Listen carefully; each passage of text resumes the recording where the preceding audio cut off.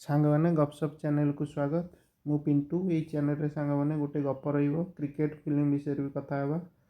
ସାଙ୍ଗମାନେ ଚ୍ୟାନେଲକୁ ଇଣ୍ଟରେଷ୍ଟିଂ କରିବା ପାଇଁ ଆପଣମାନଙ୍କର କମେଣ୍ଟ ନିହାତି ଦରକାର। ସୋ ବହୁତ ଇମ୍ପୋର୍ଟାଣ୍ଟ ଆମମାନଙ୍କ ପାଇଁ ଗପସପକୁ ଚ୍ୟାନେଲକୁ ଇଣ୍ଟରେଷ୍ଟିଂ ରଖିବା ପାଇଁ ଚ୍ୟାନେଲରେ କମେଣ୍ଟ କରନ୍ତୁ ଆଉ ସବସ୍କ୍ରାଇବ୍ କରନ୍ତୁ, ଚ୍ୟାନେଲକୁ ସେୟାର କରନ୍ତୁ। ଆଉ ଯେଉଁ ବିଷୟରେ ବି କଥା ହେବା ଚ୍ୟାନେଲରେ ଫ୍ରେଣ୍ଡସ୍ ସଜେସନ୍ ରଖନ୍ତୁ ଯେ ଏଇ ଷ୍ଟୋରି ବିଷୟରେ କଥା ହେବା। ତ ଆଜି ଆମେ ଗୋଟେ ଫାର୍ଷ୍ଟ ଷ୍ଟାର୍ଟିଂରେ କ୍ରିକେଟରୁ ଆପଣମାନେ ଜାଣିଥିବେ ସାଙ୍ଗମାନେ ବର୍ଡ଼ର ଗାଭାସ୍କର ଟ୍ରଫି ଚାଲିଛି। ଆଉ ଏଠି ମ୍ୟାଚ୍ ଟାଏ ଗୋଟେ ଅଷ୍ଟ୍ରେଲିଆ ଜିତିଛି, ଗୋଟେ ଭାରତ ଜିତିଛି। ପର୍ଥରେ ଫାର୍ଷ୍ଟ ଟେଷ୍ଟ ଜିତିଲା ଭାରତ, ଆଉ ସେକେଣ୍ଡ ଟେଷ୍ଟ ଜିତିଲା Adelaide Australia, third test draw, fourth test ଖେଳ ହେବ ସାଙ୍ଗମାନେ। ସବୁ କିଏ ଜିତିବ କ'ଣ? ତ କ୍ରିକେଟରେ ଏବେ ଟେଷ୍ଟ ମ୍ୟାଚ୍ ଚାଲିଛି ସାଙ୍ଗମାନେ। ତ ଆଜି ଫିଲ୍ମରେ ତ ଏବେ ତ ପୁଷ୍ପା 2 ବହୁତ ଜବରଦସ୍ତ ଚାଲିଛି। ଏଠି ବହୁତ ଗୁଡ଼ିଏ ଗୀତ ଶୁଣୁଥିବେ ବଜାର ଘାଟ ଚାରିଆଡ଼େ କି ପୁଷ୍ପା ପୁଷ୍ପା ସଙ୍ଗ୍, କିସ୍ କିସ୍ କା ସଙ୍ଗ୍, ସବୁ ପ୍ରକାର ଗୀତ ଆସୁଥିବ। ସାଙ୍ଗମାନେ ଫିଲ୍ମ ଦେଖନ୍ତୁ, କ୍ରିକେଟ୍ ଦେଖନ୍ତୁ, ତା ସହିତ ଏଇ ଚ୍ୟାନେଲର ଗପ ବି ଏନ୍ଜୟ କରନ୍ତୁ। ତ ସାଙ୍ଗମାନେ ଏଗେନ୍ ଆପଣମାନେ କମେଣ୍ଟ କରନ୍ତୁ। ତ କେଉଁ ପ୍ରକାର ଗପ ଆପଣମାନଙ୍କୁ ଦେଖିବାକୁ ଚାହୁଁଛନ୍ତି, ଶୁଣିବାକୁ ଚାହୁଁଛନ୍ତି, ତ ସେଇ ପ୍ରକାର ଗପ ଏଠି ପ୍ରକାଶ ପାଇବ। ତ ସାଙ୍ଗମାନେ ଆଜି ହେଉଛି ଡିସେମ୍ବର 24। ତ ନୂଆବର୍ଷ ଆସୁଛି। ତ ରିଲାକ୍ସ ରୁହନ୍ତୁ, ଏନ୍ଜୟ କରନ୍ତୁ ଆଉ ଚ୍ୟାନେଲର ଗପ ଆଉ ଗପସପରେ ପାର୍ଟିସିପେଟ୍ କରନ୍ତୁ। ତ ଆଜି ଗୋଟେ ଗପ ସିଲେକ୍ଟ କରିଛୁ କି ସେୟାର କରିବା ପାଇଁ। ଯେ ଏଇ ଗପଟା ନାଁ ହେଉଛି ଛୋଟିଆ ଗପଟେ। ସେ ଗପଟା ହେଉଛି ଠେକୁଆ ଆଉ କଇଁଚ ଆଉ ଠେକୁଆର ଗଳ୍ପ। ସାଙ୍ଗମାନେ ଏଇ ଗଳ୍ପଟା ହେଉଛି ବହୁତ ଇଣ୍ଟରେଷ୍ଟିଂ କରିବା। ଆପଣମାନଙ୍କର କମେଣ୍ଟ ଆସିଲେ ବହୁତ ଇଣ୍ଟରେଷ୍ଟିଂ ହେବ। ଆପଣମାନଙ୍କର ସଜେସନ୍ ବି ରହିବ, ଆଉ ଗଳ୍ପରେ ଆପଣମାନଙ୍କର ବିଶ୍ଳେଷଣ ରହିଲେ ଗପଟି ଆହୁରି ଇଣ୍ଟରେଷ୍ଟିଂ ଲାଗିବ। ତ ଠେକୁଆ ଆଉ କଇଁଚର ଗପଟା ହେଉଛି ଯେ ଆପଣମାନେ ଜାଣିଥିବେ ଯେ ଠେକୁଆ ବହୁତ ଜୋରରେ ଦୌଡ଼େ ଆଉ କଇଁଚ ବହୁତ ଜୋରରେ ଚାଲେ। ବହୁତ ସ୍ଲୋ ଚାଲେ। ଠେକୁଆ ସବୁବେଳେ ନିଜର ଦ୍ରୁତ ଦୌଡ଼ ପାଇଁ ନିଜକୁ ଗର୍ବ କରୁଥିଲା। କିନ୍ତୁ କଇଁଚକୁ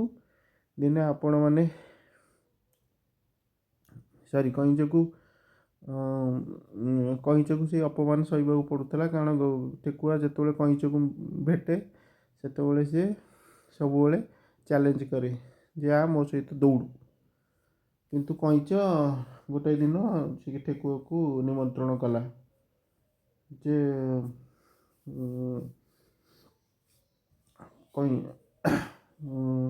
କଇଁଚକୁ କେବେ ବି ମୋତେ ପରାଜିତ କରିବ ନାହିଁ ବୋଲି ଠେକୁଆ ସବୁବେଳେ କହୁଥିଲା। କିନ୍ତୁ କଇଁଚ ଶୁଣିକି ଚୁପ୍ ରହୁଥିଲା। କଇଁଚ ତାପରେ ଏକ ଦୌଡ଼ର ପ୍ରତିଯୋଗିତା ପ୍ରସ୍ତାବ ଦେଇଥିଲା। ତ ଦୌଡ଼ ଦିନରେ ସମସ୍ତ ପ୍ରାଣୀ ଆସି ଜମା ହେଇଥିଲେ। ଦୌଡ଼ ଦିନ ବି ଧାର୍ଯ୍ୟ ରଖାଯାଇଥିଲା। ତ ଦୌଡ଼ ପ୍ରତିଯୋଗିତା ଆରମ୍ଭ ହେଲା ଏବଂ ସବୁ ଜଙ୍ଗଲରେ ଯେତେକ ପ୍ରାଣୀ ଥିଲେ ସମସ୍ତେ ଆସି ଜମା ହେଲେ ଦୌଡ଼ ଦେଖିବା ପାଇଁ। ଆଉ ଏଇ ଦୌଡ଼ଟି ଆମନ୍ତ୍ରଣ କରିଥିଲା କଇଁଚ ତରଫରୁ। ଆପଣମାନେ ଜାଣିଥିବେ କଇଁଚ ବହୁତ ସ୍ଲୋ ଚାଲେ, ବହୁତ ଧୀରେ ଧୀରେ ଚାଲେ ଏବଂ ଠେକୁଆ ବହୁତ ଜୋରରେ ଦୌଡ଼େ। ତଥାପି କଇଁଚ ଅପମାନ ସହି ନପାରି ଠେକୁଆର ସିଏ ଏକ ଡେଟ୍ ଠିକ୍ କରିଥିଲା। ଆଉ ଯେଉଁ ଡେଟ୍ରେ ସବୁ ଜଙ୍ଗଲରେ ସବୁ ଯେତେକ ଅଛନ୍ତି ପଶୁପକ୍ଷୀ ସମସ୍ତଙ୍କୁ ନିମନ୍ତ୍ରଣ କରାଯାଇଥିଲା। ସମସ୍ତେ କମ୍ପିଟିସନ୍ ଦେଖିବା ପାଇଁ ଆସିଥିଲେ। ତ ଦୌଡ଼ ଦିନ ବି ଧାର୍ଯ୍ୟ କରାଯାଇଥିଲା। ଦୌଡ଼ କମ୍ପିଟିସନ୍ ଡେଟ୍ ଆରମ୍ଭ ହେଲା ଆଉ ଦୌଡ଼ ପ୍ରତିଯୋଗିତା ଆରମ୍ଭ। ଆଉ ଦୌଡ଼ରେ ଦୌଡ଼ରେ ଠେକୁଆ ଏବଂ କଇଁଚ ଆସିକିରି ସେମାନଙ୍କର ଜାଗାରେ ଛିଡ଼ା ହେଇଗଲେ ଏବଂ ଦୌଡ଼ିବା ପାଇଁ। ଏ ଦୌଡ଼ରେ ଠେକୁଆ କିଛି ବାଟ ଆଗରେ ଚାଲିଲା, କଇଁଚ ବି ଚାଲିଲା, ଷ୍ଟାର୍ଟ ହେଲା। ତ କଇଁଚ ସେ ଏକ ଗଛ ମୂଳକୁ ଚାଲିଲା, ବିଶ୍ରାମ ନେବା ପାଇଁ ଭାବିଲା ଯେ ଭାବିଲା ବହୁତ ପଛରେ ଠେକୁଆ କହିଲେ ଭାବିଲା ବହୁତ ପଛରେ କଇଁଚ ଅଛି, ତ ଚାଲ ଟିକେ ରେଷ୍ଟ ନେଇଯିବା ଗୋଟେ ଗଛ ମୂଳରେ। ତ କଇଁଚ ତ ଧୀରେ ଧୀରେ ଆସୁଛି, ତ ମୋର ଆଗକୁ ଆସିବାକୁ ବହୁତ ସମୟ ଲାଗିବ, ମୁଁ ଏଇ ସମୟ ଭିତରେ ଟିକେ ଗଛ ତଳେ ବିଶ୍ରାମ ନେଇଯାଏ। ତ ବିଶ୍ରାମ ଗୋଟେ ଗଛ ମୂଳକୁ ଗଲା ଏବଂ ସେଠି ବିଶ୍ରାମ ନେଲା। ଏବଂ ବିଶ୍ରାମ ନେଉ ନେଉ ବହୁତ ଖରା ବି ବହୁତ ତେଜ ଥିଲା, ସେଥିପାଇଁ ସେ ଟାୟାର୍ଡ଼ ବି ହୋଇଯାଇଥିଲା ବହୁତ, ମାନେ ଟାୟାର୍ଡ଼ ହୋଇକି ଖରାରେ ଟାୟାର୍ଡ଼ ହୋଇକି ସେ ଗଛ ତଳକୁ ଯାଇକି ବିଶ୍ରାମ ନେବାକୁ ସ୍ଥିର କଲା। ସେହି ସମୟରେ ଠେକୁଆ ଦେଖିଲା ଯେ କଇଁଚ ବହୁତ ଦୂରରେ ପଛରେ ରହିଯାଇଛି, ତ ସିଏ ତାକୁ ଅତିକ୍ରମ କରିପାରିବ ନାହିଁ। ତ ବିଶ୍ରାମ ନେବା ବେଳେ ସେ ଘୁମେଇ ପଡ଼ିଲା। ସେହି ସମୟରେ କଇଁଚ ଧୀରେ ଧୀରେ ଆସି ଠେକୁଆକୁ ଅତିକ୍ରମ କରିବାରେ ଲାଗିଲା। ତଥାପି ଠେକୁଆ ସେଇଠି ଗଛ ତଳେ ବସି ଘୁମଉଥାଏ। ତାପରେ ସାଙ୍ଗମାନେ କଇଁଚ ଧୀରେ ଧୀରେ ଯାଇକି ଠେକୁଆକୁ ନିଦ ହୋଇଯାଇଛି, ଠେକୁଆ ଗଛ ପାଖରେ ଶୋଇପଡ଼ିଛି। ତ ସାଙ୍ଗମାନେ କଇଁଚ ଧୀରେ ଧୀରେ ଯାଇକିରି ଲକ୍ଷ୍ୟସ୍ଥଳରେ ପହଞ୍ଚିଗଲା। ତ ଯେତେବେଳେ ଠେକୁଆର ନିଦ ଭାଙ୍ଗିଛି, ତ ଠେକୁଆ ଦେଖିଲା ବେଳକୁ କଇଁଚ ଲକ୍ଷ୍ୟସ୍ଥଳରେ ପହଞ୍ଚି ଯାଇଛି, ସେ ସେଇ ଗଛ ମୂଳେ ଶୋଇ ରହିଛି, ମାନେ ଛିଡ଼ା ହୋଇଛି। ଉଠିଗଲା ପରେ, ନିଦ ଭାଙ୍ଗିଗଲା ପରେ ସେ ସେଇଠି ରହି ବସିଛି। ତ ସେଲିବ୍ରେସନ୍ ଯେତେକ ବନ୍ୟର ଜନ୍ତୁ ଥିଲେ, ପ୍ରାଣୀମାନେ ଥିଲେ, ସେମାନେ ସେଲିବ୍ରେସନ୍ ଷ୍ଟାର୍ଟ କଲେ ତ କଇଁଚର ଜିତିବା। ତ ସାଙ୍ଗମାନେ ଏଇ ଗଳ୍ପରେ ଗୋଟିଏ ଜିନିଷ ଆପଣମାନେ ଶୁଣିବେ ଯେ ଯେଉଁଟା ବି ମଜାର କଥା, କଇଁଚ ଜାଣିଥିଲା ଠେକୁଆର ବହୁତ ତୀବ୍ର, ତଥାପି କଇଁଚ ଦୌଡ଼ ପ୍ରତିଯୋଗିତାର ପ୍ରସ୍ତାବ ଦେଇଥିଲା ଏବଂ କଇଁଚ ଅପମାନ ସହି ନପାରି ସେ ଦୌଡ଼ିବା ପାଇଁ ଦୌଡ଼ ପ୍ରସ୍ତାବ ଆଗ ରଖିଥିଲା ଏବଂ ଠେକୁଆକୁ ନିମନ୍ତ୍ରଣ ଦେଇଥିଲା। ଅନୁମାନ କରନ୍ତୁ ସାଙ୍ଗମାନେ କଇଁଚର କେତେ ଦୃଢ଼ ଆତ୍ମବିଶ୍ୱାସ ଥିଲା। ସେ ଜାଣିଥିଲା କି ଯେ ଠେକୁଆ ଦୌଡ଼ରେ ପ୍ରସିଦ୍ଧ। ସେ ତଥାପି ସାଙ୍ଗମାନେ କଇଁଚ ତା ପଟୁ ହିଁ ଆମନ୍ତ୍ରଣ ଦେଇଥିଲା ପ୍ରତିଯୋଗିତା ପାଇଁ। ଏଥିରୁ ଜଣାପଡ଼ୁଛି ଯେ କଇଁଚର ଆତ୍ମବିଶ୍ୱାସ ବହୁତ ଥିଲା। କଇଁଚ ଜାଣିଥିଲା ଯେ ଯଦି ବି ମୁଁ ହାରିଯାଏ, ମୋ ପାଇଁ ସେଇଟା ଜିତିବା ସହ ସମାନ, କାରଣ ଠେକୁଆ ଦୌଡ଼ରେ ପ୍ରସିଦ୍ଧ ସମସ୍ତେ ଜାଣନ୍ତି। ତ କଇଁଚ ପାଇଁ ଏଇଟା ୱିନ୍ ସିଚୁଏସନ୍ ହୋଇଥିଲା। ଦୋସ୍ତ, ପ୍ରତିଯୋଗିତା ଆରମ୍ଭରୁ କଇଁଚ ଜାଣିନଥିଲା ଯେ ଠେକୁଆ ପ୍ରତିଯୋଗିତା ମଝିରେ ଘୁମେଇବ ବୋଲି, କିନ୍ତୁ ଜାଣିଥିଲା ଯେ କିଛି ବି ଭୁଲ କରେ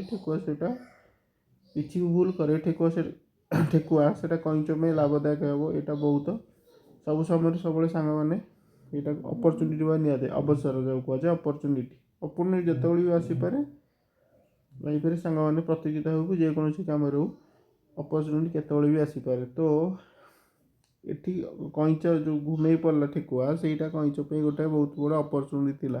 ଅପରଚ୍ୟୁନିଟି ଆସିପଡ଼ିଲା, ସେ ଧୀରେ ଧୀରେ ଚାଲିକିରି ଯାଇକିରି ପହଞ୍ଚି ପାରିଲା ଲକ୍ଷ୍ୟସ୍ଥଳରେ। ଆଉ ଗୋଟେ ସାଙ୍ଗମାନେ ଏଥିରେ ଗୋଟେ ସଂକେତ ମିଳୁଛି ଯେ ଖାଲି ଦ୍ରୁତ କାମ କଲେ କାମ ସବୁବେଳେ ସଫଳ ହେବ, ତା ଭୁଲ ଅଟେ। ଏଇଟା ଏହି ଗଳ୍ପ ପ୍ରମାଣିତ କରିଛି। ଧୀର ପାଣି ବି ପଥର କାଟେ। ତ କଇଁଚ ସକ୍ସେସଫୁଲ୍ କିମ୍ବା ପ୍ରତିଯୋଗିତାରେ ସଫଳ ହେଲା। ସ୍ଲୋଲି ଧୀରେ ଧୀରେ ଯାଇକି ବି ସେ ସଫଳ ହେଲା। ତେଣୁ ଯେକୌଣସି କାମ ସ୍ଲୋଲି କଲେ ବି ସଫଳତା ହାସଲ କରିହେବ, ଏହା ବି ପ୍ରମାଣିତ କରୁଛି ସାଙ୍ଗମାନେ ଏହି ଗଳ୍ପରେ। ତ ଆଉ ଗୋଟିଏ ମୋ ମତରେ ଆଉ ଗୋଟିଏ ଠେକୁଆ ପାଇଁ ଗୋଟେ ଭୁଲ ଜିନିଷ ରହିଲା କି ଠେକୁଆ ଗୋଟିଏ ଭୁଲ କାମ କଲା କି ଯେଉଁଠି ଠେକୁଆର ଯେଉଁ ଦ୍ରୁତ ଦୌଡ଼ିବା ତା ପାଇଁ ଯେଉଁ ଗର୍ବ ମନେ କରୁଥିଲା ସେଇଟା ହିଁ ଠେକୁଆକୁ ବହୁତ ଅସୁବିଧାରେ ପକାଇଲା। ଯଦି ଗୋଟେ ମଣିଷ ଗର୍ବ ଅନୁଭବ କରେ ତ ସେଇ ଗର୍ବ ହିଁ ତା'ର ବିଫଳତା ପଛରେ ଏକ କାରଣ ହୋଇଥାଏ। ତ ଠେକୁଆ ପାଇଁ ତା'ର ଗର୍ବ ହିଁ ତାକୁ ଅସୁବିଧାରେ ପକାଇଲା ସାଙ୍ଗମାନେ। ତ ଏଥିରେ ପ୍ରମାଣିତ କରୁଛି କି ଯେ ଗର୍ବ କଲେ କାମଟା ଅସଫଳ ସୁନିଶ୍ଚିନ୍ତ, ଯେଉଁଟା ଠେକୁଆ ଆଉ କଇଁଚ ଷ୍ଟୋରିରୁ ବାହାରୁଛି। ତ ସାଙ୍ଗମାନେ, ଠେକୁଆ କଇଁଚ ଷ୍ଟୋରି ତ ଆପଣମାନେ ଜାଣିଲେ। ଏଥିରୁ ଆପଣମାନଙ୍କର କି ଆପଣମାନଙ୍କର ଯେକୌଣସି କାମ ହେଉ, ଯଦି ଏଥିରେ ଏଇ ଯେଉଁ ଗଳ୍ପର ଯେଉଁ ଯେତିକି ଜିନିଷ ଆମେ ଆଜି କଥାବାର୍ତ୍ତା ହେଲେ ଗପସପରେ, ଯଦି ଏତିକି ଆମେ ଲଗେଇ ପାରିବା, ଏକରେ ଗର୍ବ ରଖିବାନି, କି ଦୁଇରେ କଇଁଚ ଭଳି ଅପରଚ୍ୟୁନିଟି ଯେ ଅବସର ମିଳିଲେ ତାକୁ ଉପଯୋଗ କରିବା, ଏବଂ ତୃତୀୟତଃ କଇଁଚର ଯେଉଁ ସେଲ୍ଫ ଯେଉଁ ଆତ୍ମବିଶ୍ୱାସ, ବହୁତ ଦୃଢ଼ ଆତ୍ମବିଶ୍ୱାସ, ଓଭର କନଫିଡେନ୍ସ ନୁହେଁ, ଏଇଟା ବହୁତ ଦୃଢ଼ ଆତ୍ମବିଶ୍ୱାସରୁ ସେ ପ୍ରତିଯୋଗିତା ଷ୍ଟାର୍ଟ କରିଥିଲା। ଯଦି ସେଇଟା ରଖିବା, ସେଲ୍ଫ କନଫିଡେନ୍ସ ଯାହା କହୁଛି, ଆଉ ଇଭିନ୍ ବି କଇଁଚ ଜାଣିଥିଲା ଯେ ସେ ହାରିଯାଏ, ତା ପାଇଁ ସେଇଟା ଗୋଟିଏ ୱିନ୍ ୱିନ୍ ସିଚୁଏସନ୍। ତ ଏଗୁଡ଼ିକ ରଖିଲେ ଆମର ଯେକୌଣସି କାମ ବି ସଫଳ ହୋଇପାରିବ। ସାଙ୍ଗମାନେ, କଇଁଚ ଠେକୁଆର ଷ୍ଟୋରିରେ ଆପଣମାନଙ୍କର ସଜେସନ୍ ଆଉ ଭ୍ୟୁ ବହୁତ ଇମ୍ପୋର୍ଟାଣ୍ଟ। ଆପଣମାନେ କମେଣ୍ଟ କରନ୍ତୁ, ସେୟାର କରନ୍ତୁ, ଆଉ ଗପସପ୍ ଚ୍ୟାନେଲକୁ ଇଣ୍ଟରେଷ୍ଟିଂ କରନ୍ତୁ। ତ ସାଙ୍ଗମାନେ, ଆପଣମାନେ ବାଟଘାଟ ସବୁଠି ବଜାର ସବୁଠୁ ଶୁଣୁଥିବେ ପୁଷ୍ପା 2ର ଗୀତ, କି ଅଲଗା ଫିଲ୍ମର ଗୀତ, କି ଆପଣଙ୍କର ଭଜନ, ଜଗନ୍ନାଥଙ୍କ ଜଣାଣ ଭଜନ ସବୁ ଶୁଣୁଥିବେ। ଏଇ ଚ୍ୟାନେଲରେ ଆସନ୍ତୁ, ରିଲାକ୍ସ ନିଅନ୍ତୁ, ଏବଂ ଏମିତିକା ଷ୍ଟୋରି ଗପସପ ପାର୍ଟିସିପେଟ୍ କରନ୍ତୁ। କ୍ରିକେଟ୍ ହେଉ କିମ୍ବା ଫିଲ୍ମ ହେଉ, କିମ୍ବା ଫିଲ୍ମ ବିଷୟରେ ଗପନ୍ତୁ, ଯେକୌଣସି ବିପଦ, କିମ୍ବା ଆମର ଏଇ ଯେଉଁ ଷ୍ଟୋରି ଚାଲିଛି ଏବେ କଇଁଚ ଆଉ ଠେକୁଆର ଷ୍ଟୋରି, ଏଇଟାକୁ ଶୁଣନ୍ତୁ ଏବଂ ସେଥିରୁ ବହୁତ ଜିନିଷ ଆମର କମେଣ୍ଟରେ ସେୟାର କରନ୍ତୁ, ଯାହାଫଳରେ କି ଆମେ ଡିସ୍କସନ୍ କରିବା କଇଁଚର ଠେକୁଆର ଷ୍ଟୋରିରୁ କ'ଣ ଶିକ୍ଷା ମିଳିଲା। ଏବଂ କ୍ରିକେଟ୍ ବିଷୟରେ କଥା ହେବା, ଯେ ଭାରତର ବ୍ୟାଟ୍ସମ୍ୟାନ୍ ବୋଲର କେମିତି କ'ଣ କଲେ, ତଥାପି ଗାଭାସ୍କର ବଡ଼ ଟ୍ରଫିରେ ଯେମିତି ଭଲ ଇଣ୍ଡିଆ ଫାଷ୍ଟ ମ୍ୟାଚ୍ ଜିତିଗଲା, ଆଉ ସେମାନଙ୍କର ବହୁତ କନଫିଡେନ୍ସ ଲେଭେଲ୍ ବଢ଼ିଗଲା। ତ ଇଣ୍ଡିଆ କ୍ରିକେଟ୍ ଲାଷ୍ଟ ମ୍ୟାଚ୍ ଦେଖିବା କ'ଣ ହେଉଛି। ତ 1-1ରେ ଟାଇ ଅଛି। ତ ଆପଣଙ୍କର କମେଣ୍ଟ ସେୟାର କରନ୍ତୁ, ଆଉ ଗପସପର ପାର୍ଟିସିପେଟ୍ କରନ୍ତୁ କମେଣ୍ଟ ମାଧ୍ୟମରେ, ଆଉ ଚ୍ୟାନେଲଟାକୁ ଇଣ୍ଟରେଷ୍ଟିଂ କରାନ୍ତୁ। ଦେଖନ୍ତୁ ଏଠି ଆପଣମାନେ କି କଇଁଚ କିଭଳି ସେଲିବ୍ରେସନ୍ କରୁଛି ତା'ର ଜିତିବାଟାକୁ, ଜଙ୍ଗଲର ସବୁ ପକ୍ଷୀମାନେ ଆନନ୍ଦ ଉତ୍ସବରେ ଭାସି ବିଭୋହିତ ହୋଇଛନ୍ତି। ଆପଣ ସେମିତି ଯଦି ଆମର ଇଣ୍ଡିଆ ଅଷ୍ଟ୍ରେଲିଆ ଲାଷ୍ଟ ମ୍ୟାଚ୍ ଜିତିଯିବ, ତାହେଲେ ବି ସେଲିବ୍ରେସନ୍ ଆମ ପାଇଁ ଖୁସି ଖବର। ଗାଭାସ୍କର ବଡ଼ ଟ୍ରଫିର ହାସଲ କରିବା ପାଇଁ 1-1 ଟାଇ ଅଛି। ତ ସାଙ୍ଗମାନେ ଆସନ୍ତୁ, କମେଣ୍ଟ ଆଉ ସେୟାର କରନ୍ତୁ, ଏ ଚ୍ୟାନେଲରୁ ବହୁତ ମାତ୍ରାରେ ସବସ୍କ୍ରାଇବ୍ କରନ୍ତୁ, ସେୟାର କରନ୍ତୁ, ଓ ଲାଇକ୍ କରନ୍ତୁ। Happy merry Christmas, new year. So thanks for watching. ଜୟ ଜଗନ୍ନାଥ।